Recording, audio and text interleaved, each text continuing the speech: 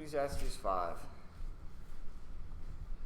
Before we get started this morning, does anybody have any Bible questions?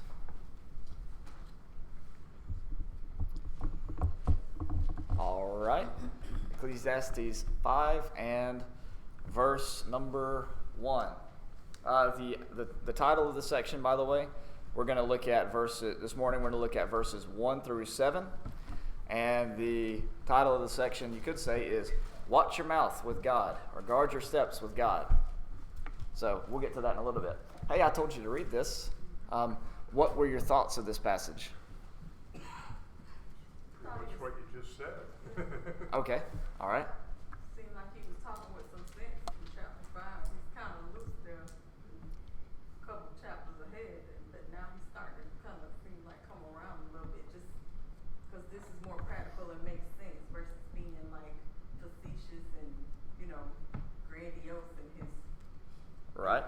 So a couple chapters ago, he was pretty upset with God, right?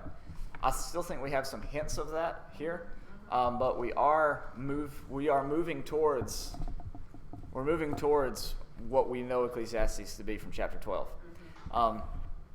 What I'm gonna kind of suggest to you here in chapter 5 is that what he tells us to do in chapter 5 is not what the New Testament tells us to do in terms of coming to God. And we're going to talk about that as we get to it. But keep in mind, the writer of Ecclesiastes, he's kind of on this journey towards a proper attitude towards God, and he's not quite there yet, as we're going to see in the coming chapters. But we'll cover that today. So let's begin in chapter 5 and verse 1. He says, "Guard your steps as you go to the house of God, and draw near to listen, rather than to offer the sacrifice of fools, for they do not know that they are doing evil." The sacrifice of fools in this instance is when they go and they offer up their sacrifices, he says it's better to be quiet and just to listen rather than to make a bunch of vows or make any vows, as we're going to see in a second, because he even tells them you're probably better off not making any vows at all. To not make, basically the sacrifice of fools is offering up offerings, making all these promises to God, and not fulfilling them. And let's be honest, who hasn't been there before? When you're in a tough situation, when there's a hurricane or a tornado or something like that, what do a lot of people say? Lord, just get me through this and I will blank, right? I'll do this. And then what happens when the sunshine comes back? How often are those things done, right? Or you might know someone who is in a tragic car accident or something like that.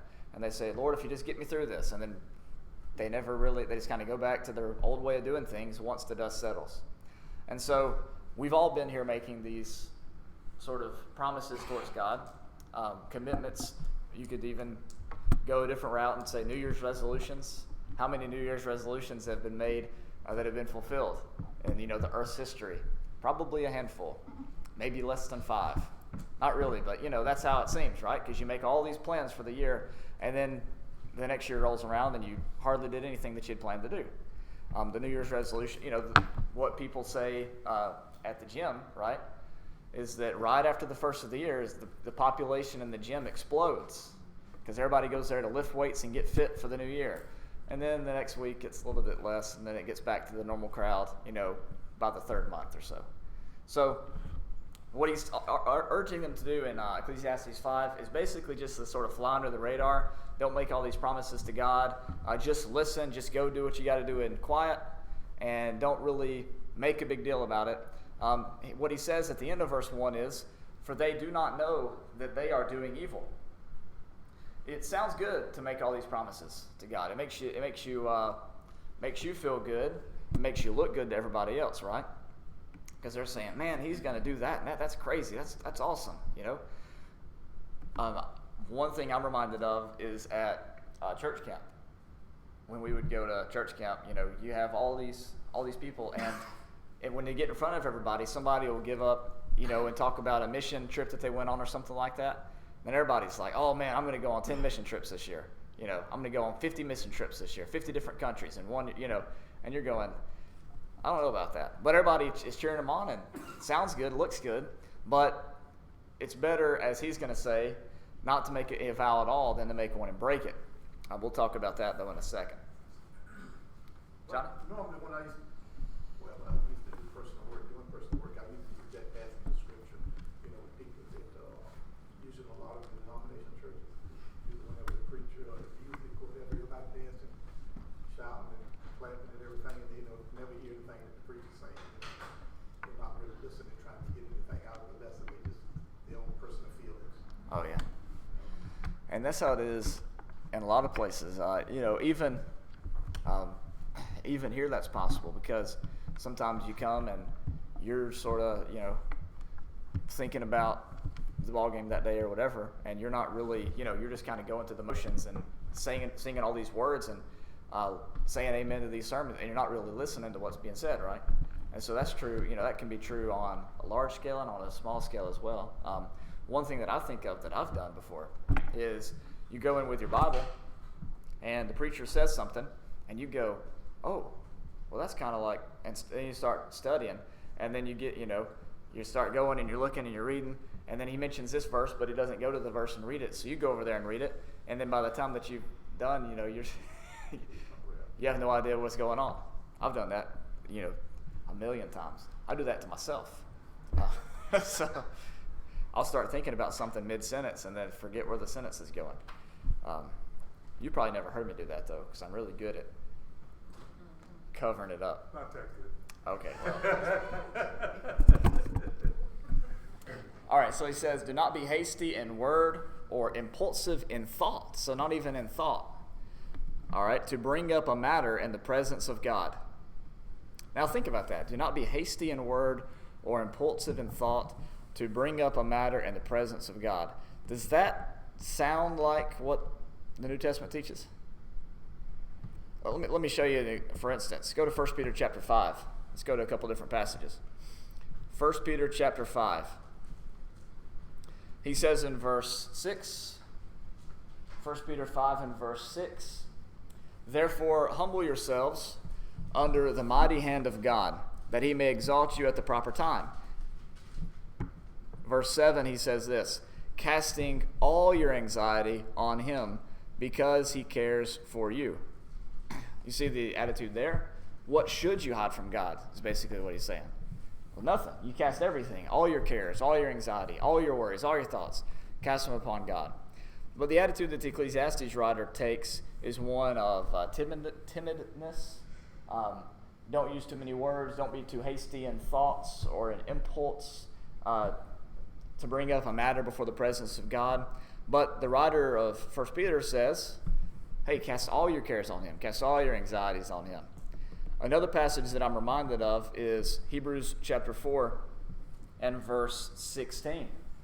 In Hebrews chapter 4 and verse 16, he says this, let us draw near with confidence to the throne of grace. Or as some versions say, let us boldly go into the holy place, or boldly go before his throne. It's restated again in Hebrews chapter 10.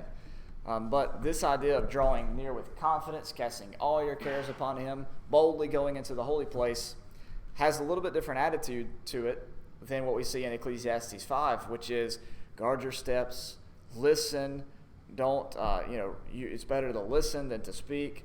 Don't be hasty in word or impulsive in thought to bring up a matter in the presence of God. Let your words be few. But the New Testament doesn't tell you to make hasty vows, but it says go boldly before the throne. Go with confidence before the throne. That's not guarding your steps or watching yourself, being afraid, but it's going in with confidence and boldness to cast all your cares upon God. What you got, Ashley?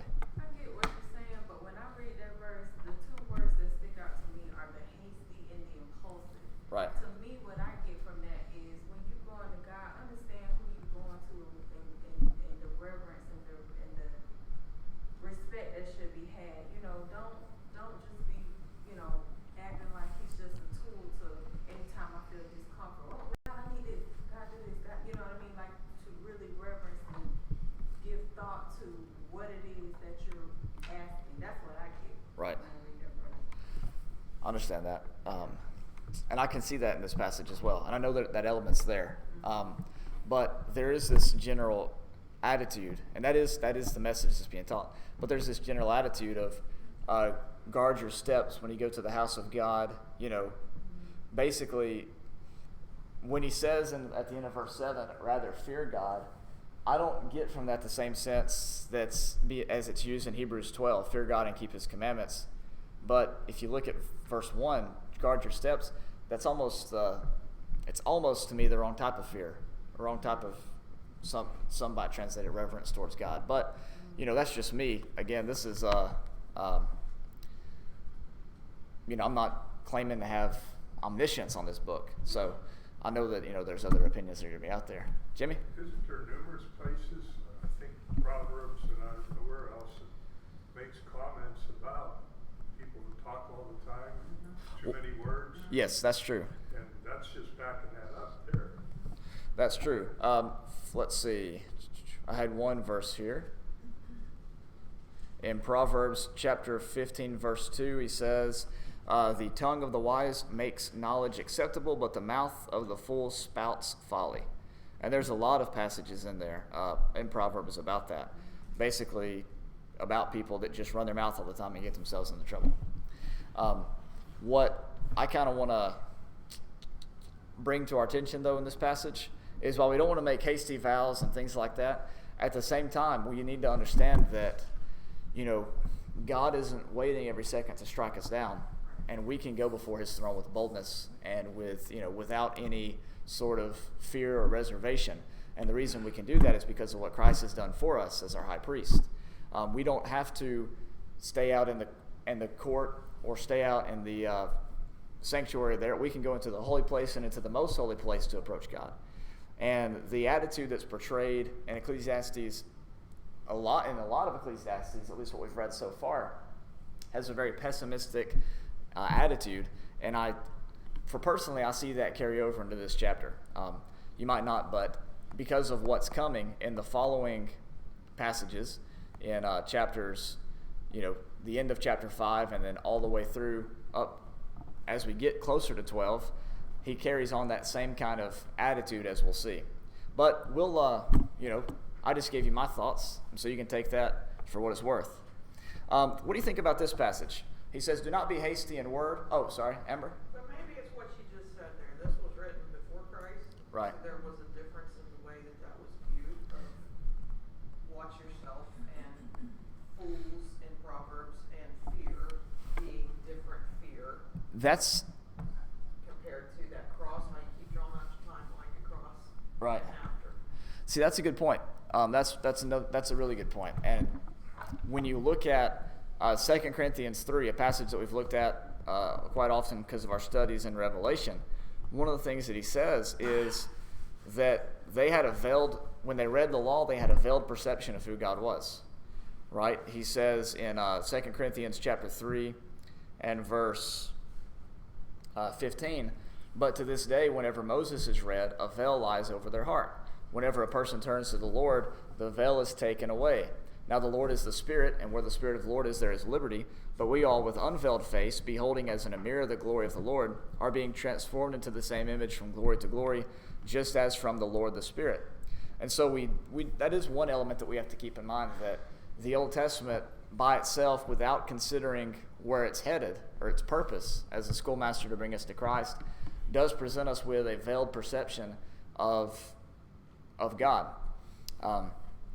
One of the things that I think of is how, what a lot of the commands in the Old Testament, what was the penalty for those commands if you broke those commands? Death. You'd be taken out and stoned, right? You put to death. In some cases, people would be burned or things like that. And so, when you think of that versus the New Testament, where he says there is no death, right? If you believe in me, you'll never die. Do you believe this? You see such a difference in how the Old Testament was and how the New Testament was. And a lot of that is because of that veil that we read about in 2 Corinthians 3. It was a stepping stone. It wasn't a gateway to full 100% fellowship with God like we have through Christ, but it was a stepping stone to lead them to Christ, to get humanity to the point of the new covenant. And so I get that totally, Amber. That's a good point. Is that while we read this passage and others in the Old Testament, we have to remember that the people that we're studying were working with a veiled perception of who God was because they didn't have that completed puzzle piece of Christ through which they could look at their scriptures and look at even some of the prophecies that they're making. That also reminds me of 1 Peter chapter 1 and verses 10 through 12, where Peter says that the Old Testament saints were not always aware of the timing and the nature of the things of which they spoke, or the timing or the person, or the timing and the manner of the things in which they spoke. And so that's good as well, because when I read Ecclesiastes 5 and verse 1, guard your steps as you go to the house of God and draw near to listen, rather than to offer the sacrifice of fools, for they do not know that they're doing evil. You see this, it's like he's scared to death to say anything at all, as we're going to notice as he says in a second. But he's scared to death to say anything at all. But when we read the New Testament, it's come into the most holy place. So when he's talking about going into the when he talks about going into the house of God, right? You have the most holy place, you have the holy place, and then you have, where everybody else went. And this outer, we have the outer court out there where the Gentiles could go, but there's where the Jewish people could go. So when he says go into the house of God, he's talking about this part there, right?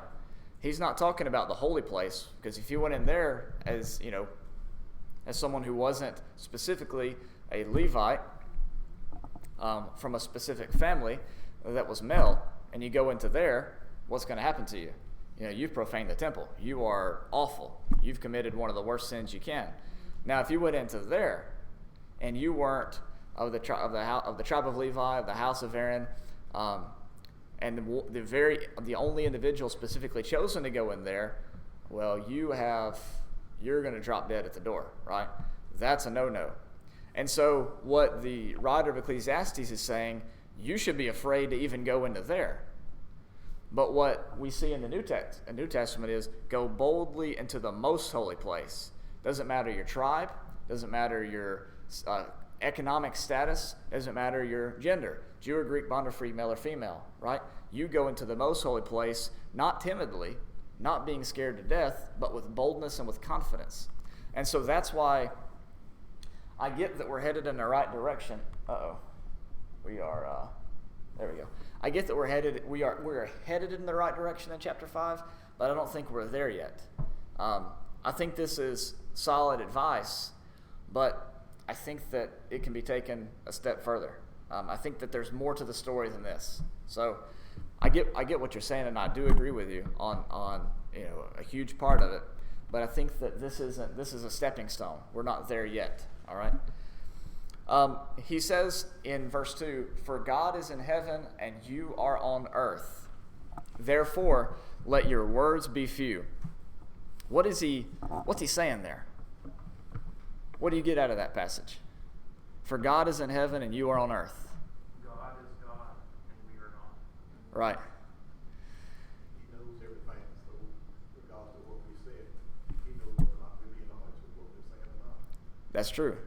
That's true. In New Testament, you don't need to use a lot of words in your prayer because the Lord knows what you're going to ask for before you do. That's true too. In Matthew 6, that's what Jesus says. Is basically, God knows what you're going to pray before you even pray it. So then that brings up the discussion: what's the purpose of prayer? And I think that we can answer that question on a psychological level. The purpose of prayer is more for us than it is for God, right? It's for us to voice our concerns and to establish that connection with God, even though He knows what we're going to pray for before we ever pray it. It's more for us than it is for Him.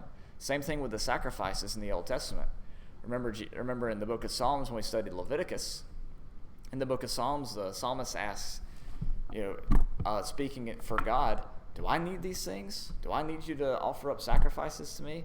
No. What I want you to do is just to show mercy and to show grace towards others, and which is what Jesus meant when He said, "I desire mercy and not sacrifice." And so prayers that we offer up is not for God. God doesn't need those, like Santa Claus needs the list to know what you want for Christmas, right? But God has established this route of prayer that we can utilize in order to have a relationship with him and just to voice our concerns and get it all out there, have somebody to talk to. And so let's see, that's a good point as well, Jimmy. I'm going to tell you what I think about this passage in Ecclesiastes 5 and verse 2, and I'm trying to keep it in the same sort of attitude that we've had so far. And you might not like this interpretation, but I'm going to give it to you anyways. At least it's an option. I don't really know 100% what I think, but let me read it to you. Do not be hasty in word or impulsive in thought to bring up a matter in the presence of God, for God is in heaven and you are on the earth, therefore let your words be few. It's almost as if he's saying, God's way up there and you're down here. Why are you saying all this? Make it quick, get it over with, and get out of there, because it's not like he's down there to hear you anyways. It's almost like what he's saying. I mean, he's being. That's what I kind of get, at least. I think he might even be questioning. Basically he's asking, what good is it doing making all these vows? He's way over there. You're down here, and he just said in the previous chapter, or not in the previous chapter, but in chapter 3. Do you remember what he said there? He said, all go to the same place in verse 20. All came from the dust, all return to the dust. Who knows that the breath of the man ascends upward, and the breath of beast descends downward to the earth? I've seen that nothing is better than that man should be happy in his activities, for that it is lot. For who will bring him to see what will occur after him? I mean, we're reading the author that just 2 chapters earlier basically says, who knows what happens when we die? And then he says in verse 22, you want to tell me that I can be happy about something that's going to happen after I die? Take me and show me. You can't, can you? Right? So this is the author that we're reading. I mean, this is where he was just a few pages earlier. And so I don't see this as a optimistic thing here in chapter 5. But again, I understand that if you do. Let's keep reading, though, and see what happens. In verse 3, he says, for the dream comes through much effort, and the voice of a fool through many words. Basically what he's saying there is, if you exert a lot of effort, if you work a lot, basically if you are worrying so much about this, then that's going to produce sleepless nights. You're not going to be able to get a good night's sleep. A restless night. And then what he says, and the voice of the fool through many words. This is one thing you learn when you're trying to negotiate a deal or talk to somebody about something or sell something, is that you don't want to say too much, because you can just talk and overload them with information, and then you get yourself in trouble. You probably know that. Rule number 1. Right. And, and you can kind of tell when somebody's guilty of something, right? Because what do? They talk and they don't stop talking, But if they stay quiet, right? If you have a kid that just stays quiet, and when you ask them if they did something, they just said no, and they're kind of taken aback by it. But if they're ready for you to ask that, well, no, I didn't do that because I was with Johnny that day, and blah blah blah blah. You're going, okay, you did something. What you got, Jimmy? We always kind of had the rule: if you don't shut up, you can't get an order. Yeah. Yeah, that's true. And so he says, the voice of the fool through many words. Like I said, you probably know somebody that talks nonstop. I talk nonstop because I'm speaking, but most of the time I don't talk as much as I talk now. But when you hear somebody that speaks and speaks and speaks, they say stuff that you kind of doubt. They're telling all these stories, and you're just going, man, I don't know about that. That's kind of crazy. And so he says, the dream comes through much effort, and the voice of a fool through many words. So be careful. Basically what he's saying, it's better to listen than to speak. And we know that James says in James chapter 1 to be slow to speak and quick to hear and slow to speak. But this is not what he's talking about here. He's specifically talking about interactions with God.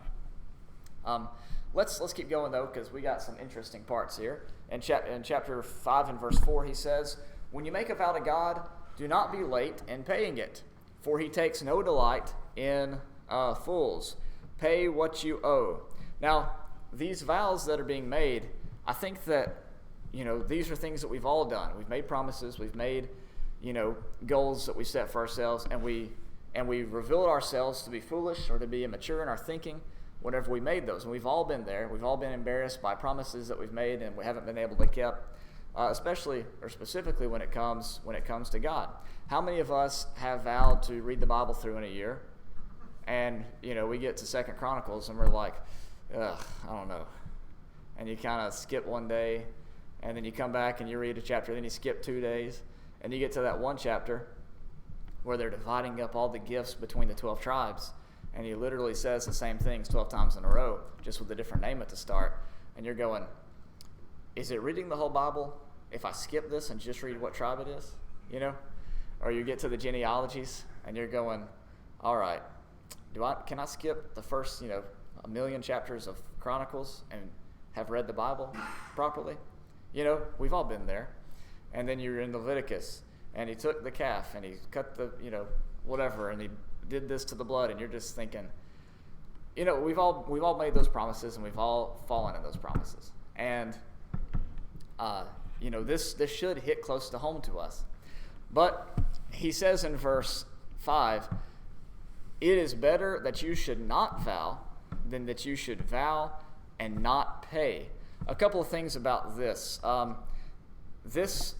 Notice this here.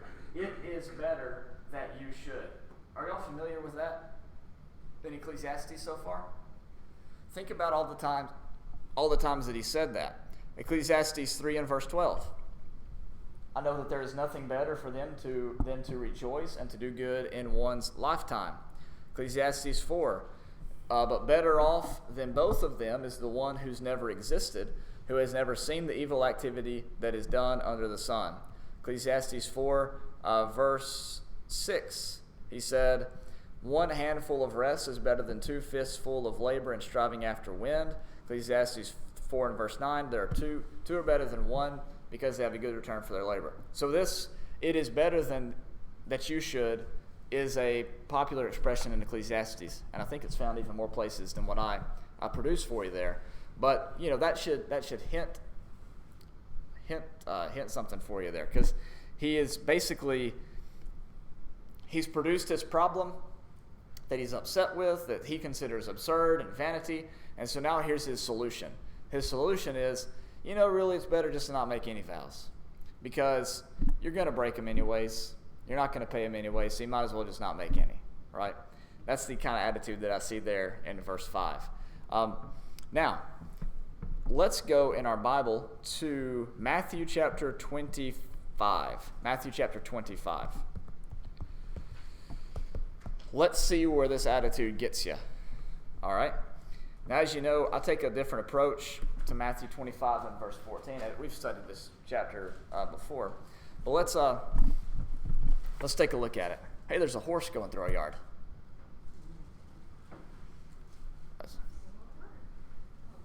Matthew 5 and verse 14. Serious? Yeah. He was riding a horse right across the... Oh, okay, right. Somebody was riding a horse. Okay. Oh, yeah. There he went.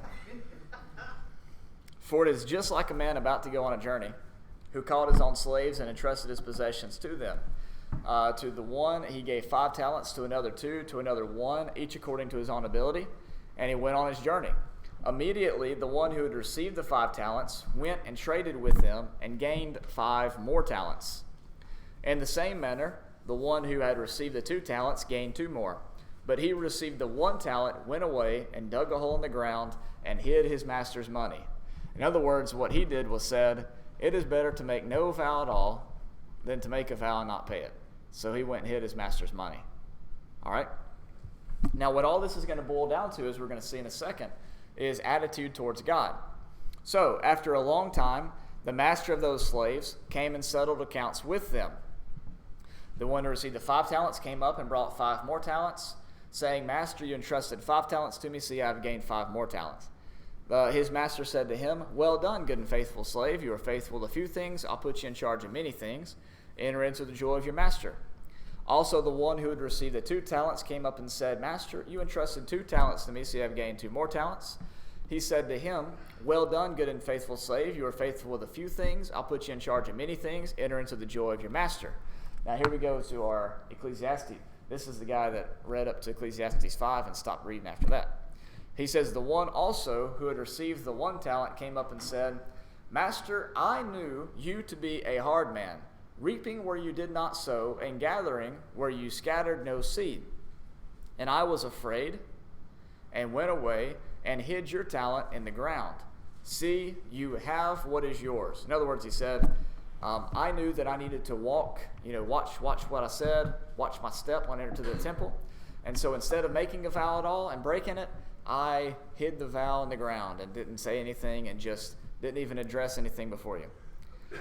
And he said in verse 26, so basically what he's saying is all these other people, they made vows and broke them. They made 10 vows and broke half of them. Well, I didn't make any vows, so I didn't break any vows. What's better, somebody who breaks 5 vows or somebody who breaks no vows? See, that's kind of his attitude, right? I could have taken your talent to the banks and get it exchanged and try to get you more money, but with interest. But I'm not gonna. That might jeopardize your money, so I'm gonna keep it with me.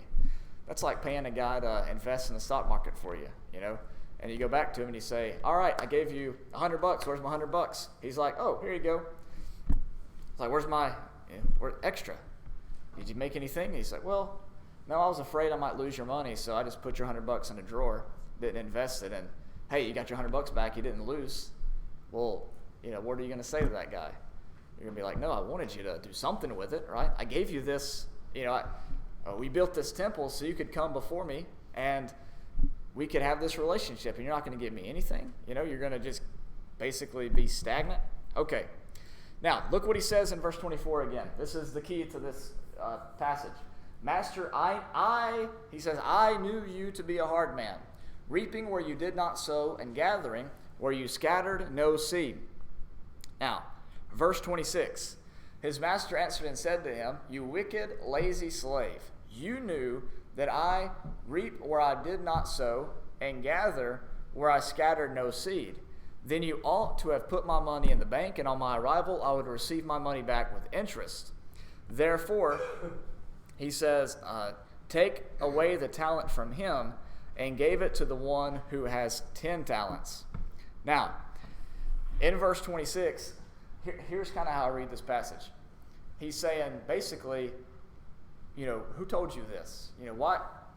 This is what you thought about me, and this is how you responded by going to hide it in the ground? Really?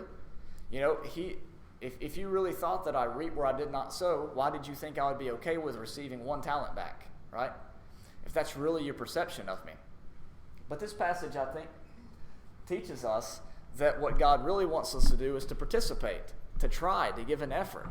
We don't have to be afraid of messing up. Everybody messes up. All the sin that comes short of the glory of God. Jesus covers that for us. But what God wants is leaps of faith and participation, trying, setting goals and trying to get those, understanding that we're not going to meet every goal and fulfill every promise and things like that. Notice what he says in verse 30. Throw out the worthless slave into outer darkness. In that place there will be weeping and gnashing of teeth. The point there, I think, is this. When you live life scared to death like this 1 talent slave was, worried about what God might do to him if he lost that talent, right? You're going to live life in utter agony. You're going to be delivered to the torturers your whole life, constantly looking over your shoulder.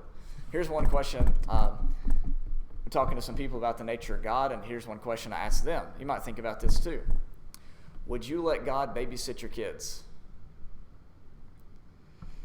Think about that.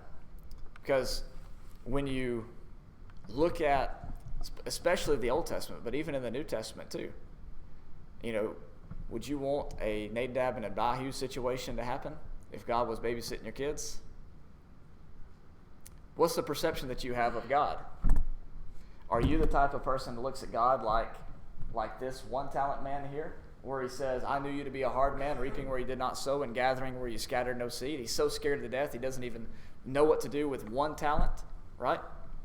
Are you the kind of person that's not going to make any promises to God because you're scared to death of breaking even 1, so you just don't do anything your whole life? You just attend Sundays and hope that that's good enough? See, I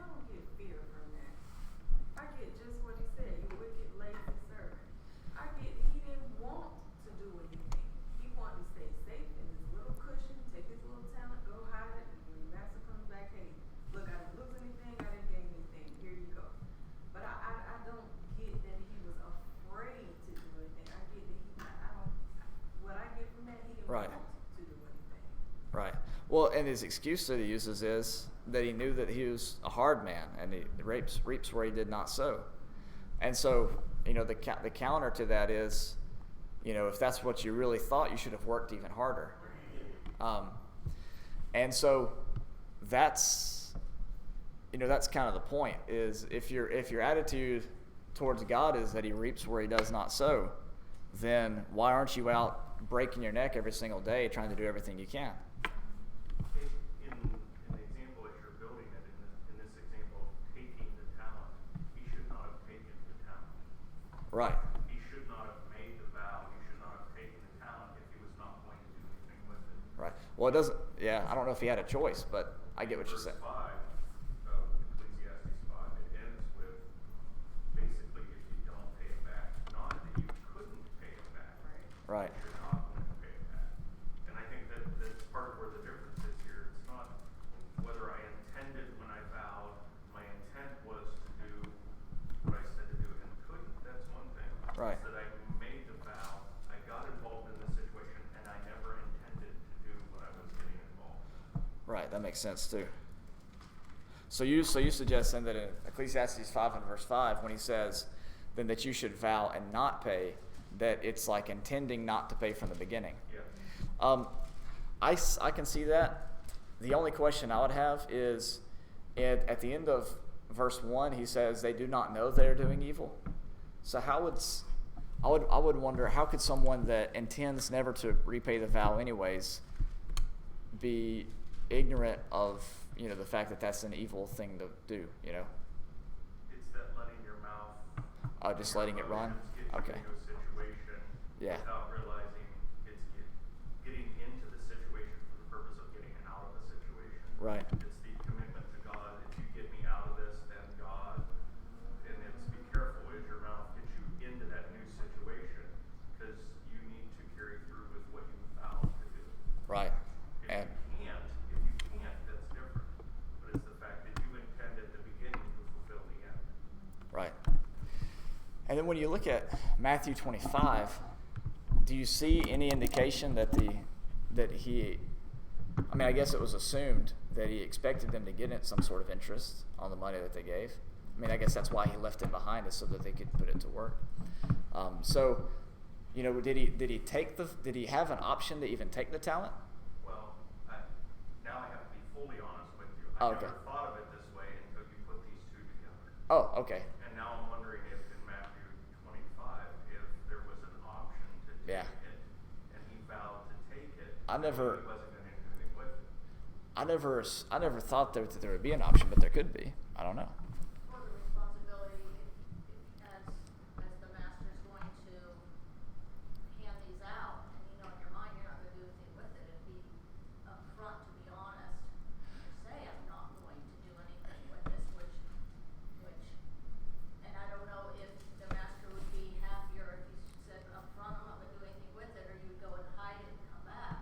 'Cause You know. fear of here I'm not.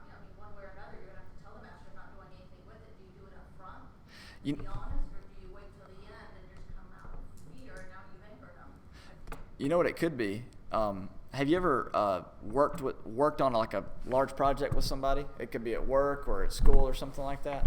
And they say, hey, I'll be the one to make the PowerPoint, or I'll be, I'm gonna do it, man. I'm gonna go out there and I'm gonna find all the research for you. And then why are they saying that? They're saying that most of the time so they look good, They look like they're involved. They look like they're participating. And so I could totally, obviously we are outside of what the scripture reveals to us there in Matthew 25 and Jesus' story that he tells. But I could totally see a situation where the guy's got some talents, he's got all this money set up, and he says, okay, who wants to take care of this largest pile of money, these 10 bags of gold? And the one guy, who everybody knows obviously can handle it, gets up and he gets that. And then the second guy, he gets the 5 bags of gold to handle those. And you got that other guy that's over there, he's like, man, they're getting a lot of applause. 1 bag of gold, I can do that. And he takes it and, just sort of piddles it. I can totally see that situation, Melissa. Ashley? I don't know. I guess I'm looking at the application part in terms of we are servants of God, and so we're all on the same race, but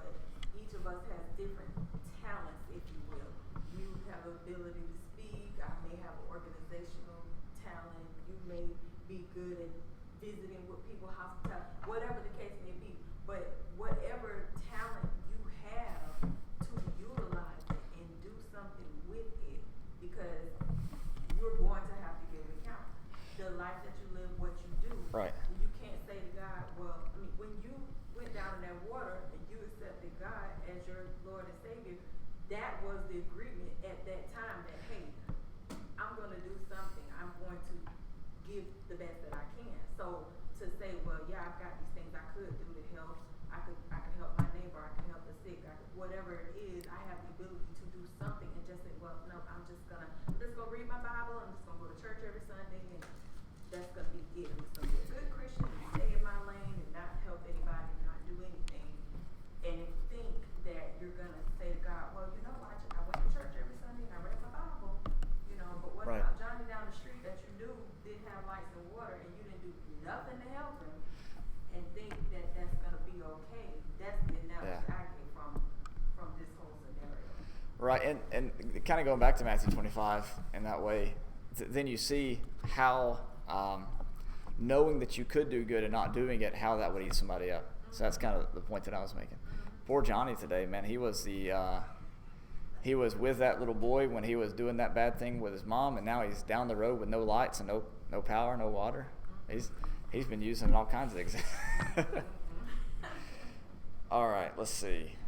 I think the realization I'm having is be careful when you start something, because when you start something, you need to finish something. Right. Be extra careful when you start something and it involves your on-earth master who's given you some talents. And be extra careful when you start something in a vow with God. Because Right. when you start it, you need to finish it. That makes sense to me. Anybody else real quick? Got anything? Well, I go back to verse 2, that hasty and impulsive. Your comment really brought that out to me, you know. Right. When you make a vow or you do something, if you just hastily do something because you're in your emotions at the time and you're feeling guilty about something, or you're like wanting something to happen because you're having a hard time, and you hastily or impulsively promise, well, if you do this, then I'll do that, you know. Well, your situation's going to change, and if your situation changes, are you going to follow through with that thing that you hastily said that you were going to do? Right. All right, let's get to the last couple verses here. Do not let your speech cause you to sin, and do not say in the presence of the messenger of God that it was a mistake. Why should God be angry on account of your voice and destroy the work of your hands? Again, he is saying here that, basically, you can't go back and say, I didn't mean to say that. Oops, I didn't mean to make that vow, is the point there. Basically, don't try to make excuses with God when it comes to unfulfilled vows. I didn't mean to say that. It was a mistake. Whoops, I should have said, 5 instead of 10 or whatever. I should have got, 1 talent instead of 10 talents or whatever it was. So then he says there at the end of that, why should God be angry on account of your voice? In other words, anybody can just keep their mouth shut, right? So he says, why are you going to get yourself in trouble by talking so much? Which is kind of what James discusses in James chapter 3. But then he says there, and destroy the work of your hands. It's kind of an odd expression there, but just I guess the basic idea, I guess, is if you make a vow and you don't fulfill it, let's talk in the monetary sense. If you make a promise to fulfill a loan or get a loan and you don't pay off that loan, what's going to happen to your house if you don't make your payments? It's going to get foreclosed upon, right? You're going to lose what you've borrowed. Same, your car is going to get repossessed or something like that. So this is kind of the same idea at least that's what I got from it. Why should God be angry on account of your voice and destroy the work of your hands? If you're making all these vows and not fulfilling them, then God's going to get it back some way, is kind of what it seems like the writer of Ecclesiastes is saying. He says in verse 7, in many dreams, that is sleepless nights, restless nights, and in many words there is emptiness. Rather fear God. I got you a good one here in verse 7. Laura starts back school tomorrow, so it's her first day back off of maternity leave. And so we've been kind of trying to plan what's our schedule going to be in the morning, what time we're going to wake up to get the baby ready for Miss Bonnie and all this kind of stuff. And last night I had a dream that I had slept in. And I woke up thinking that it was Monday, and I looked at the clock and it was already like 6:15, and I was startled myself and wanted to run in there and say, Laura, you're 15 minutes late. We got to get going. We're already off schedule. So I did not have a good sleep last night because I was terrified that we're going to be late getting Laura to the school. But basically what he's saying is making all these vows and having restless nights because you can't fulfill them and all this stuff, it's emptiness. That's the same word, by the way, that we've been seeing throughout the book of Ecclesiastes. That's the word that's translated vanity or meaningless or absurdity throughout the text. Okay? So he says at the end of that passage, rather fear God. Again, I don't see this in the same way as he says in Ecclesiastes 12, fear God and keep his commandments. I see this as watch your step, watch yourself, watch your mouth.